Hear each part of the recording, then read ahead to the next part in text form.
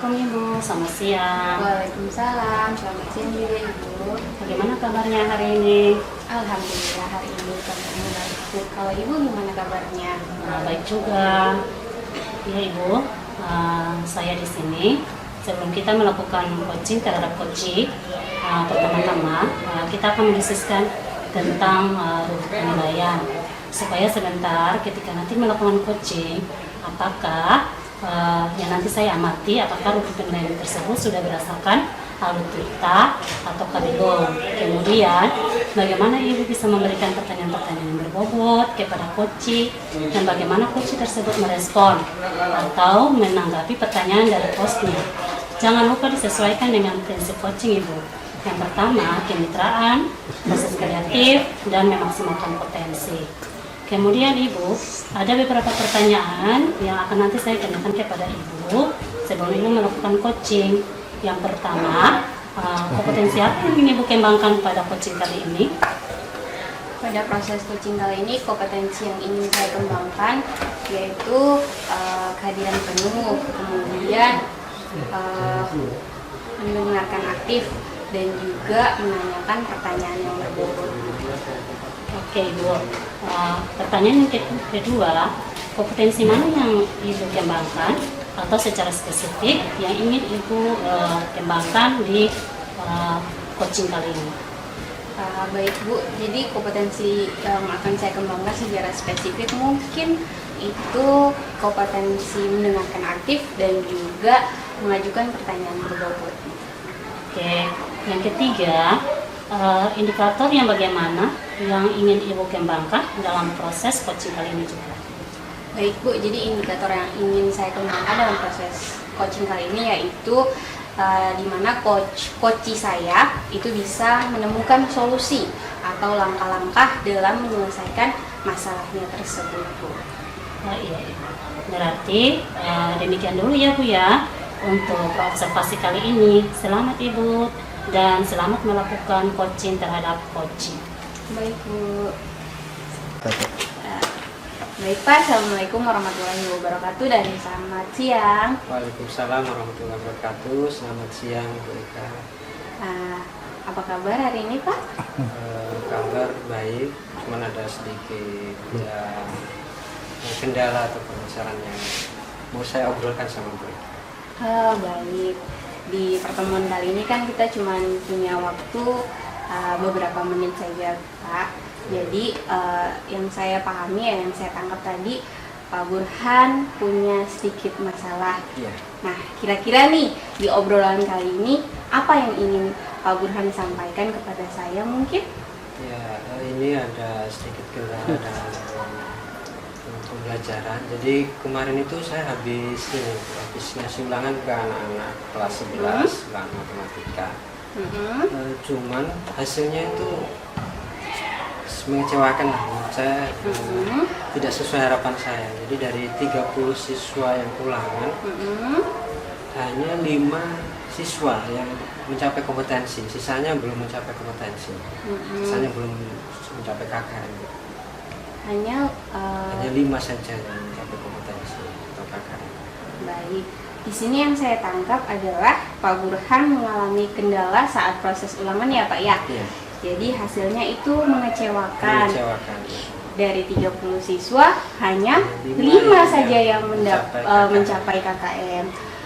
Seperti itu ya Bu. Tapi nih kira-kira dalam proses pembelajaran nih anak-anak di kelas dari skala 1 sampai 10 untuk keaktifannya di kelas nih mereka berada pada angka berapa Pak?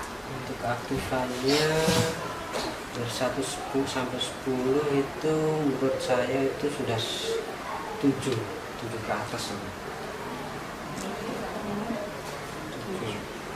Nah, baik Pak, nih yang saya tangkap nih bahwa di dalam kelas proses pembelajarannya itu keaktifannya sudah pada angka 7, tapi kenyataannya waktu proses ulangan hasilnya mengecewakan.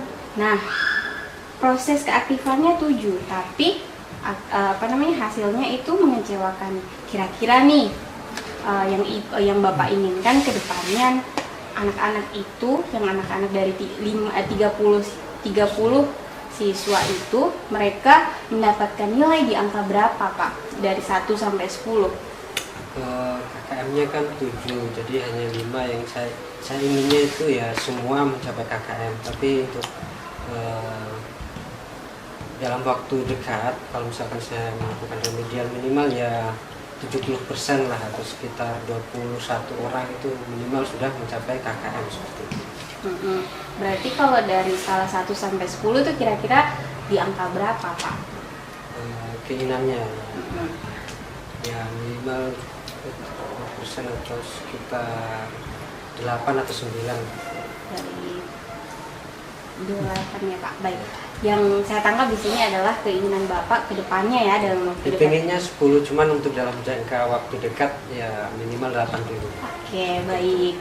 Yang saya tangkap adalah yang diinginkan Bapak adalah mereka mendapatkan nilai terbaik itu jika di skala 1 sampai 10 yang Pak untuk dalam waktu dekat ini adalah itu mungkin di sekitar angka 8 sampai 9 ya Pak ya.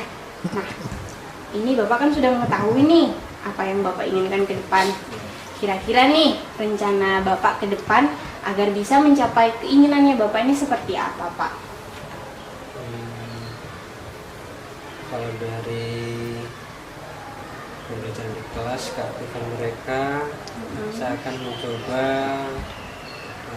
bagaimana supaya pembelajaran itu bisa memfasilitasi semua murid, terutama yang tadi belum mencapai kompetensi atau KKM. Saya berusaha agar mengetahui apa penyebabnya dan berusaha untuk mencari solusi dan meningkatkan keaktifan belajar mereka baik di kelas maupun di rumah. Kalau di sekolah kan kita bisa mengawasi, tapi kalau di rumah kita kan sudah istilahnya lepas tanggung jawab dari mereka. Nah, itu saya akan berusaha bagaimana caranya agar bisa mengetahui selain keaktifan belajar mereka di kelas, tapi juga mengetahui keaktifan belajar mereka di rumah, sehingga bagaimana caranya agar belajar mereka bisa ditingkatkan seperti itu. Baik, di sini yang saya tangkap adalah Pak Burhan ingin mengetahui ya Pak ya pembelajaran mereka. Kalau di sekolah kan Pak Burhan sudah tahu nih. Tapi kalau di rumah Pak Burhan belum tahu. Nah, di sini Pak Burhan ingin mengetahui bagaimana proses pembelajarannya di rumah. Kira-kira nih Pak, Pak Burhan ingin mengetahui pembelajarannya di rumah. Kira-kira apa yang akan Pak Burhan lakukan? Rencananya saya akan bekerja sama dengan orang tua murid. Mungkin saya akan mencoba minta kontak orang tua atau wali murid, kemudian saya berkomunikasi, kemudian istilahnya mengetahui bagaimana keseharian siswa atau murid di rumah, kemudian sama-sama kita berkolaborasi untuk bagaimana caranya agar siswa ini keaktifan belajar atau motivasi belajarnya selain di sekolah, di rumah juga bisa meningkat seperti itu. Baik, jadi di sini yang saya tangkap adalah Pak Burhan berkolaborasi dengan orang tua murid dengan meminta nomor kontaknya ya Pak ya, agar bisa mengetahui proses pembelajarannya murid di rumah. Jadi Pak Burhan akan berkolaborasi dengan orang tua murid agar proses pembelajaran mereka di rumah juga Pak Burhan bisa mengetahuinya. Ya, seperti itu. Baik, nih Pak Burhan sudah tahu rencananya. Kira-kira komitmennya Pak Burhan akan melakukannya itu kapan Pak?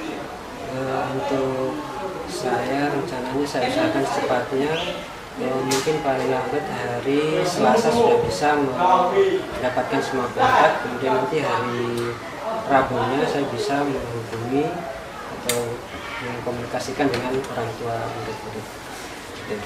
Baik, ini di sini yang saya tangkap adalah rencananya Pak Burhan akan melakukan apa yang Pak Burhan rencanakan tadi itu secepatnya ya Pak ya, dengan mengumpulkan nomornya itu di hari Selasa dan kemudian hari Rabu Pak Burhan menghubungi orang tua dari murid-murid tersebut. Nah, baik Pak, ini Pak Burhan, kira-kira dalam melakukan komitmennya Pak Burhan, siapa yang akan membantu Pak Burhan? saya butuh bantuan kalau untuk murid-murid. Selain dari murid-murid itu pasti minta kontak orang tua, itu kemudian dari wali-wali kelas. Mungkin kalau mereka sudah mempunyai kontaknya, saya bisa minta nomor kontaknya. Dan mungkin ditambah lagi bisa teman rekan guru, teman sejawat. Baik, di sini yang saya tangkap adalah Pak Burhan dibantu oleh murid-murid itu sendiri, kemudian wali-wali kelas, dan juga mungkin ada rekan sejawat. Ya, baik. Baik Pak, setelah kita kurang lebih 20 menitan ya tadi Pak ya, kita berbincang-bincang, kita mengobrol kendala yang Pak Burhan dapati. Kira-kira nih perasaannya Pak Burhan gimana Pak setelah berbincang-bincang tadi Pak? Perasaan saya tentu sedikit lega karena menurut saya ternyata masalah saya bisa saya dapatkan jalan keluar untuk nanti saya lakukan seperti itu. Kemudian saya juga selain lebih lega, kemudian saya menjadi lebih termotivasi untuk semangat untuk segera menyelesaikan masalah yang saya hadapi. Semoga yang Pak Burhan inginkan bisa berjalan dengan baik ya Pak ya, sesuai dengan harapannya Bapak. Baik Pak, sampai ketemu lagi. Semoga kita ada waktu untuk bisa berbincang-bincang lagi ya Pak ya Pak. Kalau misalkan ingin menghubungi saya juga boleh ketika kita ingin berbincang-bincang lagi Pak. Baik. Terima kasih Bu sudah memberi istilahnya menuntun saya agar saya bisa mendapatkan solusi. Sama Pak. Assalamualaikum warahmatullahi wabarakatuh. Ibu sudah melakukan coaching. Bagaimana perasaan ibu setelah coaching?